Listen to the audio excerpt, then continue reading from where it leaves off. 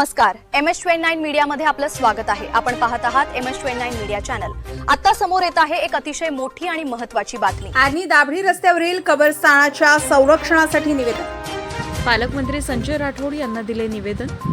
Arni दाभडी road लगत असलेल्या कबरस्थानाच्या संरक्षणाचा प्रश्न पुन्हा एकदा ऐरणीवर आलाय। कबरस्थानाच्या संरक्षणासाठी बांधण्यात आलेली संरक्षक भिंत अद्याप पूर्ण झाली नसून भिंतीचं बांधकाम केवळ L आकारामध्ये झालंय। त्यामुळे उर्वरित भाग आजही खुला असल्याचे निवेदनात नमूद करण्यात आलंय। आर्नी दाभडी रोड लगत असलेल्या कबरस्थानच्या संरक्षणासाठी संरक्षक भिंत बांधण्यात आली होती, मात्र या भिंतीचं काम अद्याप पूर्ण झालं नाही। सध्या संरक्षक भिंत केवळ L आकारामध्ये बांधण्यात आली असून उर्वरित भाग खुला आहे। संरक्षक भिंत अपूर्ण असल्यामुळे नागरिकांना कबरस्थानच्या परिसरात सहज प्रवेश केला जात असल्याचं निवेदनात म्हटलं आहे।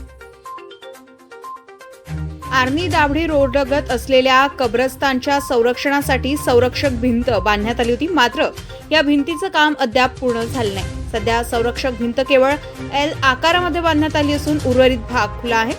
संरक्षक भिंत अपूर्ण असल्यामुळे नागरिकांकडून कब्रस्तानच्या परिसरात सहज प्रवेश केला जात असल्याचं निवेदनात म्हटलंय।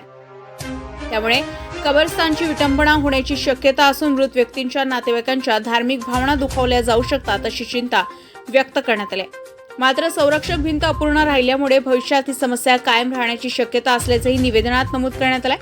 या पार्श्वभूमीवर संबंधित विभागाने या गंभीर आणि संवेदनशील विषयाची तातडीनं दखल घेऊन उर्वरित L आकारातील संरक्षक भिंतीचं काम पूर्ण करण्यासाठी आवश्यक निधी उपलब्ध करून द्यावा, तसेच काम तातडीनं पूर्ण करावे अशी मागणी करण्यात आली आहे। यावेळी नगरसेवक पवन चापले, मनोज चरोडे, इम्रान आयुब खान, अल्पसंख्याक संख्या तालुका अध्यक्ष मुस्ताक शेख, अभिषेक इंगोले, सलमान खान, इरफान खान, शेख मुस्ताक, मुदस्सर खान, शकील शेख कार्यकर्ते उपस्थित।